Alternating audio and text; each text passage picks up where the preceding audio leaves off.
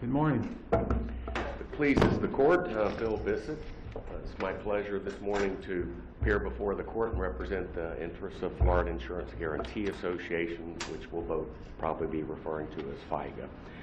This is an appeal from a final judgment entered by the trial court in a sinkhole case, commanding that FIGA pay directly to the plaintiffs an appraisal award. We've challenged two of the orders, the final judgment, of course, as well as a previous order which compelled appraisal, which we objected to. The plaintiffs initially sued and litigated for approximately a year an insurance company called HomeWise Preferred. They had issued a policy in 2009 providing $168,000 in dwelling coverage for a premium of about $1,000. Coming from South Florida, I wish I had that premium payment. After about a year after they filed suit, and I assume much to the chagrin of the attorneys that were representing the plaintiffs, on November 4, 2011, Leon County Circuit Court judge, pursuant to the Florida insurance statutes, declared HomeWise Preferred insolvent, and they were going to be liquidated by the state of Florida. Following entry of that order, all proceedings against HomeWise were stayed. At that point, about 5 or 6 months later, FIGA made contact in a letter of May 16, 2012 with the plaintiffs, and they had corresponded with FIGA, and FIGA had agreed that they would pay to have the subsurface and the cosmetic repairs paid for in the case that it was a qualified sinkhole loss. They pointed out right at the get-go, and this is before the lawsuit was ever filed joining FIGA, they pointed out that pursuant to a statute which had been amended defining what a, quote, covered claim is for purposes of the FIGA statute, in sinkhole cases in particular, they could only pay the money directly to the contractor who performed the actual repairs, which FIGA was willing to do. And Mr. Bissett, can I just ask you, I know you're going through the background, I think familiar with that. The first DCA case, the Bernard case, let's talk about that. Tell me, I want to hear your position. Is that something that this court ought to follow? Tell me what your input is in terms of how similar the facts of this case with the Bernard case. Bernard's identical to the situation presented in this court. This court has already heard, I think this is probably the fourth sinkhole case involving this particular statute. The previous oral arguments have dealt with the appraisal order, which is challenged on a non-final appeal. Bernard, like this De La Fuente case, involves a final judgment, which is what's going to happen in the other cases unless the appraisal order is reversed. Entered a final judgment, a summary final judgment, and in that case, it was heading towards the entry of a final judgment. In our case, we have the same situation. The judge has entered a final judgment directing payment directly to FIGA. To rule against me in FIGA in this appeal, you would have to issue a conflicting decision with Bernard. I don't think it's appropriate if the court reads through. It's a very comprehensive case, and it goes through cases from other jurisdictions which say what we have said in each one of these cases, is that there's the insureds of an insolvent insurer have no statutory cause of action, no vested right whatsoever under the FIGA statute 631.50 through 70 until there's an insolvency and a liquidation of the insurance company. That's when the statutory cause of action arises, and it's whatever the law is in effect on that particular date. And the same argument that you're making before us today is the same argument that was made in the Bernard case. That basically FIGA is, I think your position is it was created by statute, so it's a creature of statute. And then you're looking at the statute that it created, and this statute indicates this. So that's when, I think your argument is that's when the cause of action basically accrued, is when FIGA stepped in, which is at least on my review, Bernard seems very similar to the Bernard case. And that's what the case is in the other jurisdictions, because prior to that point in time, number one, nobody has ever hoped and is not anticipating their insurer is going to go insolvent.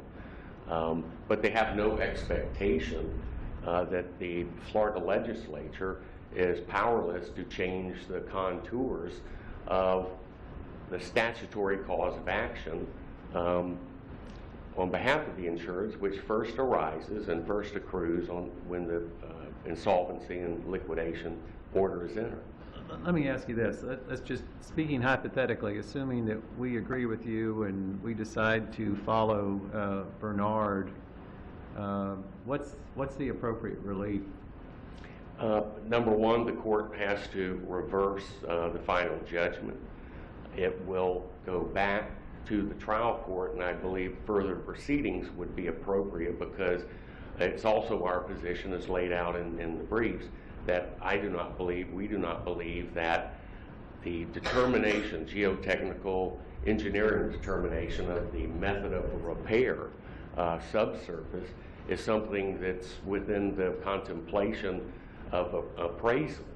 Well, that's the other thing I had a question about. I mean, it seems to me there's a dispute among the parties as to what the appropriate method to repair this problem is, and is that something that we need to worry about, or if we decide to reverse, or we just send it back for further proceedings, or what? It'd be reversed, number one, with a directive to the trial court that FIGA is, under the statute, FIGA cannot pay money directly to the plaintiffs themselves. They have to, the money will be paid to the contractor who performs the actual repairs. There is a dispute between the parties.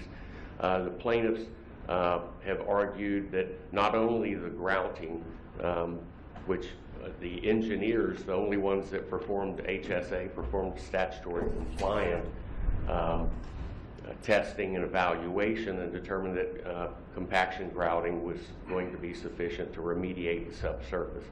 The plaintiffs agree that grouting is appropriate. Their estimate actually was a little bit lower, I think, than the HSA estimate, but they also want underpinning, which is twice the cost of the grouting. In most of the cases, this is absolutely unnecessary to do the underpinning. So the question then becomes, who's going to decide that?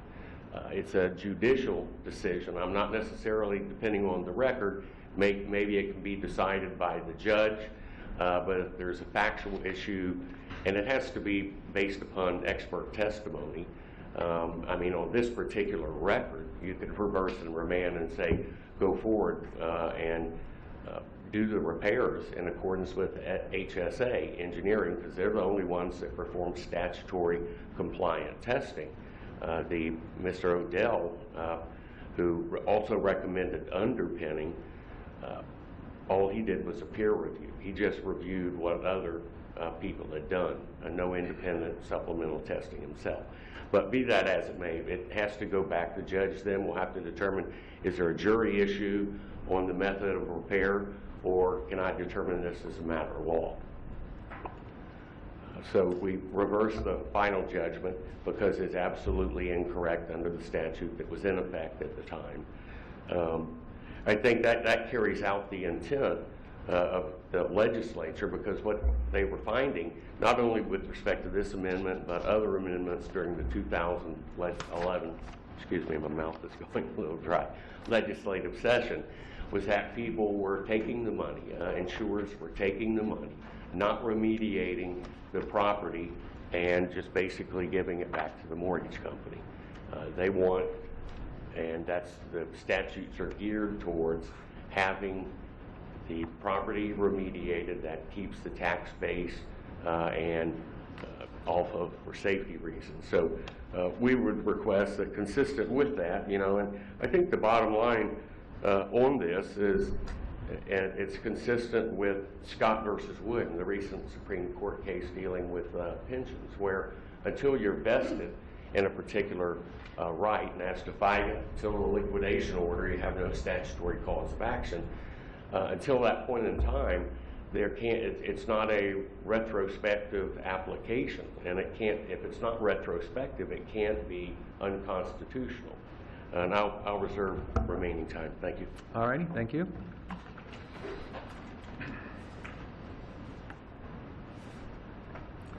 Mr. Biasotti? Good morning, Your Honors. May it please the Court. I hope he's reserved enough time for rebuttal, because it's difficult to me to argue this case when a subsequent authority came out that completely moots our briefs. But I agree, or I should say, Judge Kuzan, we vehemently disagree with the First District's decision. First, there is, let me give you background on that. Number one, there is a little factual distinction here. Ours was an appraisal. They did a neutral evaluation and got a judgment on that. Ours is an appraisal, which is in the contract. That point number one. Point number two, which is key to this case. This is a representative case. My clients, I should have represented their names, De La Fuente. The caption of the case was FIGA as the statutory insurer for HomeWise Preferred Insurance Company. They were filing a breach of contract, not against FIGA, against HomeWise that FIGA has to take care of. What is FIGA? It's a statutory creation by the legislature that's been on way before these 2011 changes. Who are FIGA? It's every insurance company in the state of Florida. That's what FIGA is. HomeWise was a member of FIGA in 2009 when they wrote De La Fuente this contract. They were a member of FIGA. Anybody who becomes insolvent, FIGA, a consortium of insurance companies, has to make good on the contracts that are licensed by the state of Florida, who can actually give out this insurance. So we're not suing FIGA. This is a representative case. FIGA has to take over the assets of HomeWise, and they have to cover the claims against HomeWise. Now, there are 2 points, I guess. They put one gigantic point on appeal. It really has 2 parts. One has to do with appraisal, I think Judge Wallace pointed out. The other has to do with the Constitution and the statute. Let me do the appraisal first, because I think that's very clear. There is absolutely nothing in any statute that says you can't do appraisal as a fact-finding method of resolving fact disputes. I'm reading in their conclusion, in their reply brief, it says, based on these arguments, the plaintiff's appraisal should be vacated and the matter remanded for a trial to resolve the dispute over the method of repairs.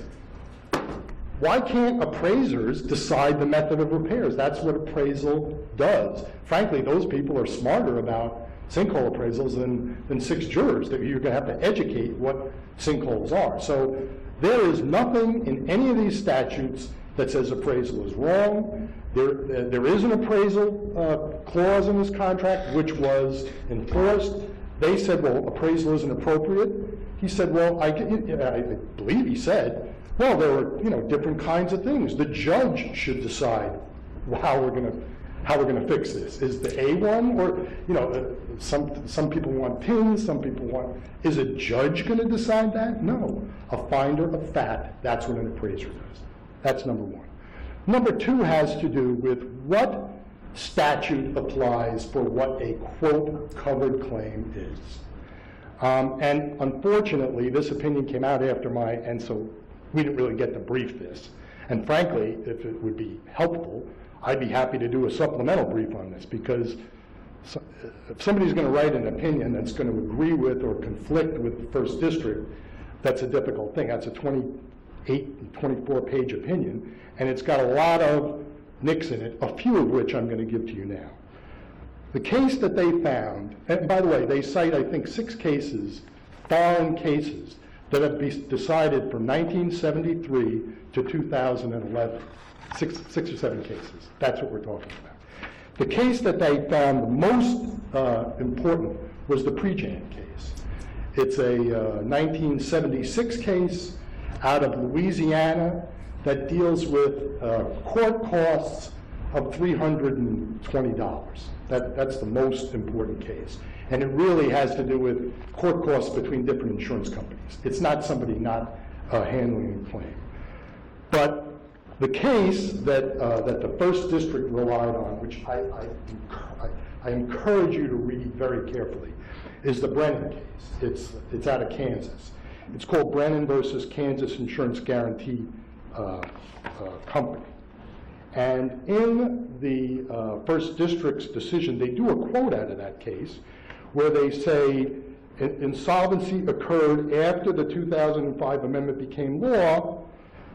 The offset controversy here would not present a due process issue under the plain language. Well, that's what we have here. There is a due process problem here. You've changed the statute. My client had a sinkhole in 2010. He had an insured sinkhole. FIGA, as representative of HomeWise, has to make good on that. In 2011, the legislature changes the statute. What do? They change the definition of a covered claim. They change, by the way, they changed the limit, and I put this in a footnote in my brief, they changed the limit of what makes an insurance company insolvent. They added 25% to the level to make, in other words, more people become insolvent.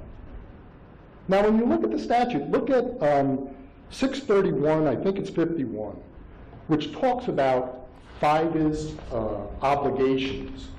Let me just get it. It's the purposes. And this is 631.51. The purposes of this part are: 1, to provide a mechanism for payment of covered claims under certain policies to avoid excessive delay in the payment and to avoid financial loss to claimants or policyholders because of the insolvency insured. That's number 1.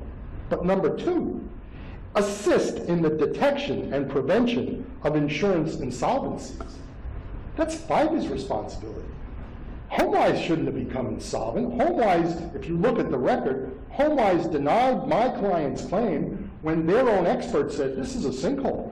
This is a confirmed sinkhole. And they still deny it. No wonder they're insolvent, because they're denying valid claims. That's FIGA's responsibility, to assist the detection of insurance insolvencies. Now, this case is not a claim against FIGA for breaching the statute. Maybe someday that'll happen. What this is a representative case for HomeWise's obligation under this statute. And when you get into Brennan, because I discussed Brennan, and they do the quote in Brennan, by the way, that statute, what they left out of the statute is the parties concede that. Yeah, that was something that the parties conceded. And then they go on, since those are not our facts, we don't have to look at due process. But they did look at due process anyway, because in the Brennan case, they actually made this statute retroactive. In the Brennan case, it involves set-offs. In a case where somebody had a medical insurance policy where they got money from their insurer, their medical insurer, who went insolvent. But then they also got money from the doctor's malpractice policy. And the statute was amended to say, well, you can't do that kind of a set-off. And in fact, the Kansas Supreme Court found that was unconstitutional due process. And actually they said, you can't go back and take money out of this guy's pocket because this statute happened after. They were declared declared insolvent, and then the statute took place, and they said, well, on its face, that's not a problem. But they looked at the retroactive part of the statute and found that that was unconstitutional, and that statute did not apply, and they didn't even look at the equal protection of things. Now, these are things I put in my brief, I don't want to say as a punchline, but nobody has even looked at the constitutionality of this statute. How can you take, my clients had a viable 2009 sinkhole claim. They were entitled to money. Money. Not through some sort of they have to hire a certain person to do this stuff. All of their contracts with their lawyers, their people that, experts and all these things, all of those contracts are out the window. because they've been precluded by this. They can't collect that money. They can't even touch the money themselves. Just think of that. Because the sinkhole, just so you know, sinkhole, you have a sinkhole, there's below the ground, there's above the ground. In this case, there's, I don't know, $60,000 above the ground and 70 or so below the ground. Now, if there was a sinkhole in my house, I'm not a very, technical, fix my house guy, but I can spackle a hole. I know how to do a spackle. I can fix above the ground things. Now, I can't do below the grounds because I'm not a geologist. Maybe Mr. De La Puente is a geologist. Maybe he has the license to do this. The whole concept that you can't pay a person money in a civil suit, where the civil suit has already been filed 5 years ago, and FIGA is not taking over it on its own part. FIGA is a consortium of insurance companies who just don't want to pay these claims. At the end of the day, who's going to get to keep the $130,000 that this appraisal people found should be paid to my clients? Because they can't hire somebody and write a check for $130,000 that's going to fix their house. It's not going to happen. Nobody. They said it was 100. My guy said it was 150. They decided in the middle. This is how every case in jurisprudence in this state going on for centuries happens. In criminal cases, you go to jail. In civil cases, you get money. And then you decide. You own a house. You bought an insurance policy. They breached the policy. No question about it. FIGA breached the policy. They refused to go to appraisal. And the judge found, correctly in my view, that the 2009 statute applied. Why? He looked at the Supreme Court case. He looked at exactly the case, and we did file a supplemental authority in this case, which was a citizen's case, which really doesn't have a whole lot of things to do, but that's a case where it made a distinction between procedural and substantive. There's no question that this is a substantive change in 2011 to my clients. They've had a sinkhole for 5 years that's never been paid for, that they paid insurance company. And FIGA, on behalf of HomeWise, is supposed to pay for that. Now, at the end of the day, FIGA doesn't lose any money. They have to add up all of these things because this licensed guy went insolvent, and he shouldn't have gone insolvent. They collect those things, and if there's more money that they paid out than they collect, assuming there is any, they charge a fee, not 1 penny or 2 penny to the entire state. That's what the statute's about. You have to look at the actual reading of the statute and look carefully at the opinion in the Bernard case out of the First District. Because they do say, I think there's a quote, it's on page 24 to 25 of the opinion in the hard copy. This court found that when read literally, 631.57 1A appeared to provide support for Ms. Bernard that the argument that the operative language was the date of the claim, not the date of the insolvency. Interesting. Nowhere in the statute does the word insolvent appear. In the 2011 statute, it discussed covered claims. But it talks about covered claims when covered claims pre-insolvency. Well, by his definition of covered claims, there can never be a pre-insolvency covered claim. It can't happen. So they've just taken a sentence that's out of 631.57 and deleted it completely, just threw it out the window. That's not the way this statute is written. This statute is supposed to pay people who have insurance for 4 years and an insurance company, not by any fault of them, become insolvent, and then FIGA, as a representative party, is supposed to make good on those claims. Well, you know, it's interesting, Mr. Biasotti, looking at the opinion, the first DCA, I guess their conclusion was, when did FIGA's obligation come into effect? And they came to the conclusion that FIGA's obligation was triggered by the insurance insolvency. So their reasoning is that's after, and that's why they came to the conclusion that's when that becomes triggered. Tell me why we shouldn't follow that. A bunch of whole things. Number one, FIGA's responsibility is long before this statute. They're supposed to stop insolvencies in the first place. Home insurance was a member of FIGA. All you're doing is they're a member of FIGA who became insolvent. And by the way, that sentence, let me get this right. Well, you're not suggesting we should blame FIGA because they didn't Absolutely. stop homeowners from becoming insolvent, are you? No, not yet, but we're not there yet. No, I'm not saying that at all. That's not in this case. What we said is very simple, and that's what Judge Sabella found. He looked at case law, decades and decades of Florida Supreme case law that talks about when statutes should be retroactive. If this legislature wanted this statute to be retroactive, they would have said something. This applies or doesn't apply to claims that were submitted 5 years ago. They could have said that. They said this statute takes place on this date, and they didn't say anything about insolvency. FIGA, it's not FIGA that's a party, it's HomeWise that's a party. And when HomeWise becomes insolvent, it's irrelevant for settling their claims. It's not, I mean, FIGA wants it to be that way. Why? Because who's going to get the benefit of this money? There are two people that are going to get the benefit.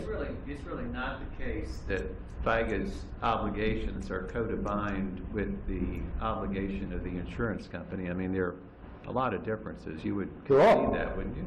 Absolutely. And I think the differences as they were in place in 2009, when this and that's what the judge found. The 2009 statute applies. That's every case law that talks about insurance contracts.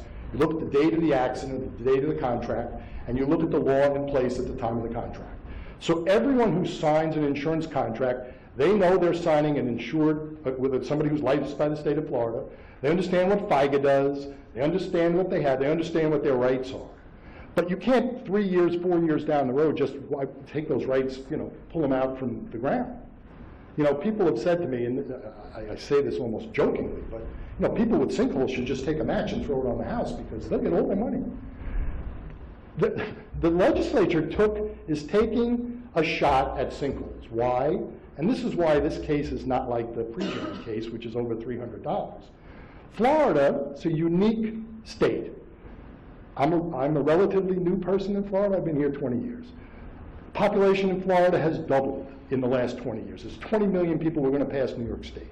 There's building going on all over the place, and there's sinkholes. In the brief amount of time that you have remaining, tell us why we shouldn't follow Bernard. First of all, I think the statute that should be followed is the statute that was in place when they signed the contract. That's what all the contract law says. It has nothing to do with insolvency. The statute doesn't say insolvency anywhere. It doesn't say that FIGA is an individual party. It's a representative party. Number one. So that yes, what the judge found correctly, two things. One is that they should have done appraisal, and I can't imagine that there's a question why we should have a jury trial and not an appraisal. It makes no sense to me. Number two, the statute that was in place at the time makes a difference. And to assume that these case law, that the case law is out there supports the First District's decision is wrong. And I would cite to the Kansas case.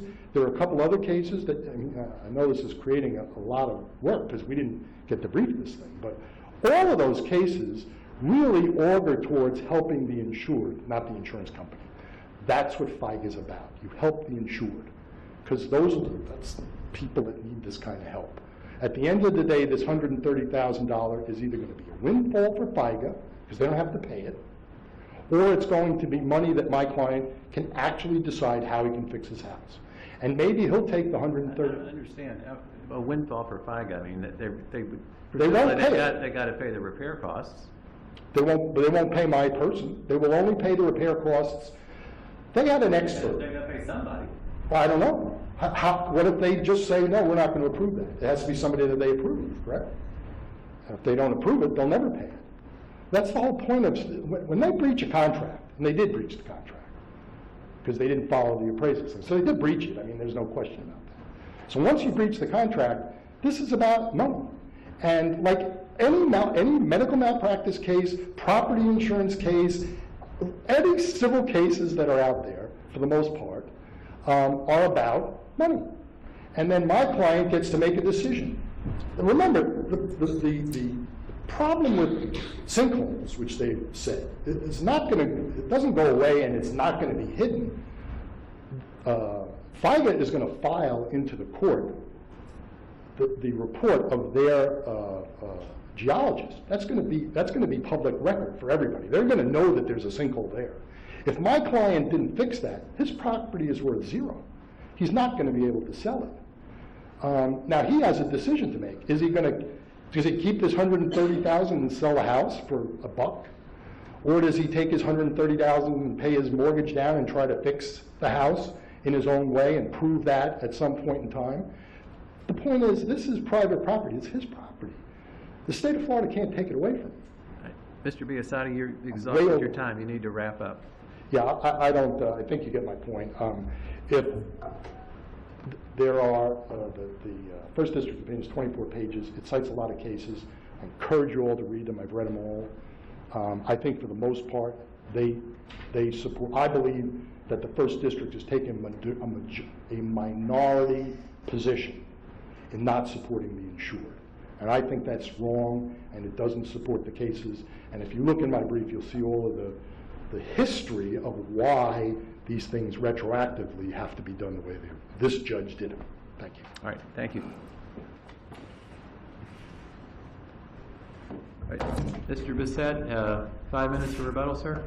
Thank you.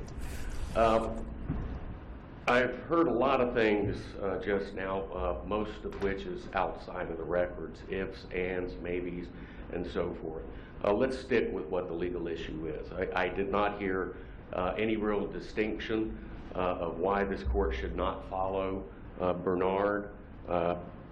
Biasotti did talk about the Brennan case, and for the first time, and they raised no constitutional argument below other than in passing reference in one of the hearings, and the citation is in our brief, to impairment of contract. That was the only constitutional argument. They mentioned Brennan and the due process.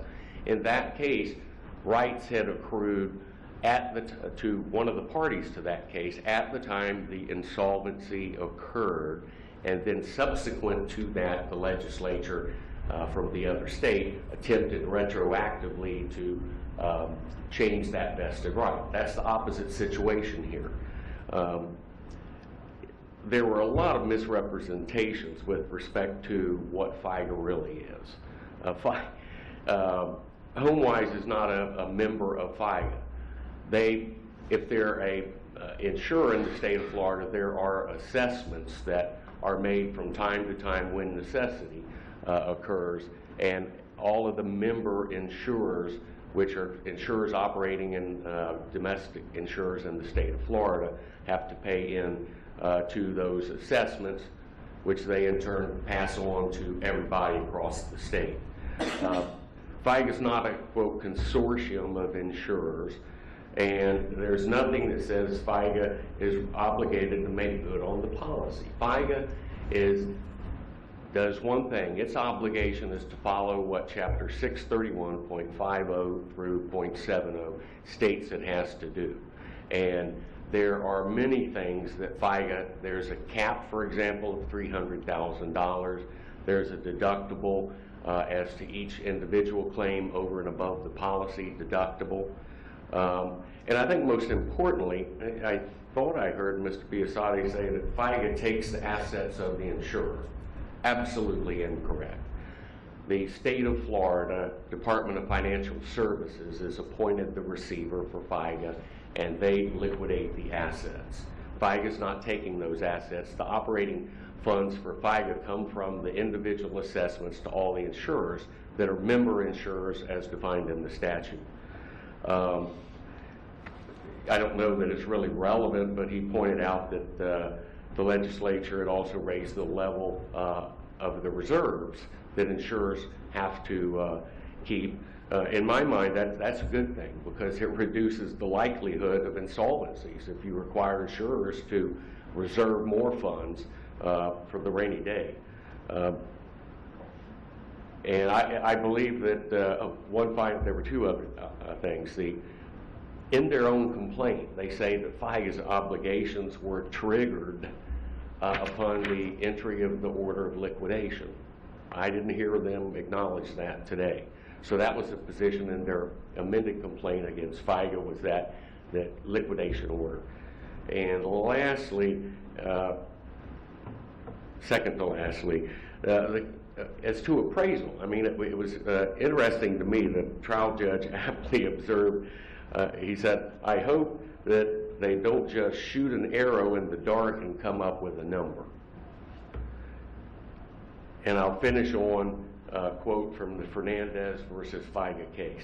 Absent Chapter 631, FIGA would not exist, and there would be no effective remedy for these individuals to recover on any claims whatsoever against the insolvent insurer, and there can be no constitutional infirmity in the legislature's decision to limit those rights.